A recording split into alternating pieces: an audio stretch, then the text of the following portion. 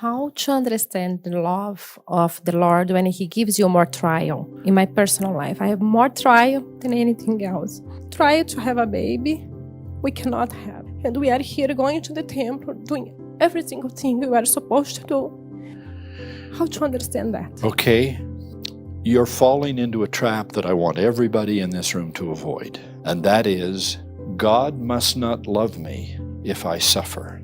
I must be being penalized if I suffer. Can you see the danger of thinking that way? Every person I know in this book suffers. Peter, who was crucified upside down.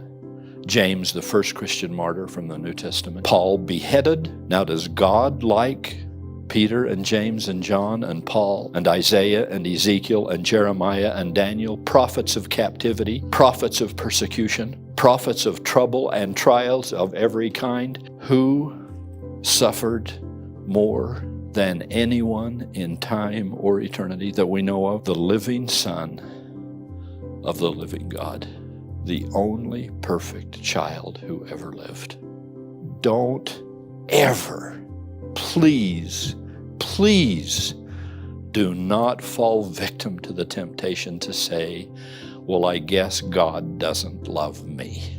Because what on earth would that say about His love for His only begotten Son? These are times for faith.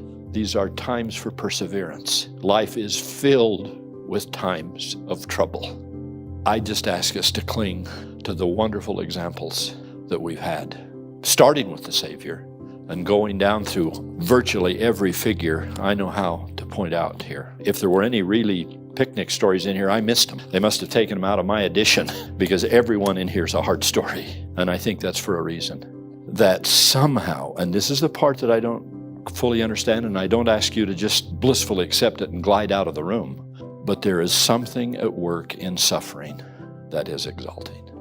Now, that is not news anybody particularly wants to hear today, but I think it somehow must be doctrinal, that suffering is exalting. I don't know whether that's because it makes us more patient with others. Does it make us more sympathetic with other people who've got troubles? Is it part of the expanding of our heart to where we're not smug and we're not self-centered and we're not trivial? I don't know. I think it's probably all of that. But it is hard to read these, and it is impossible to read the life of the Savior without coming to the conclusion that suffering somehow is preparatory to exaltation. So hang on and say your prayers and trust in the Lord and lean against that pillar and know from Élder Holland, as a promise to you apostolically today, that it'll never be removed, and someday, somewhere, sometime you'll have more children than you know what to do with.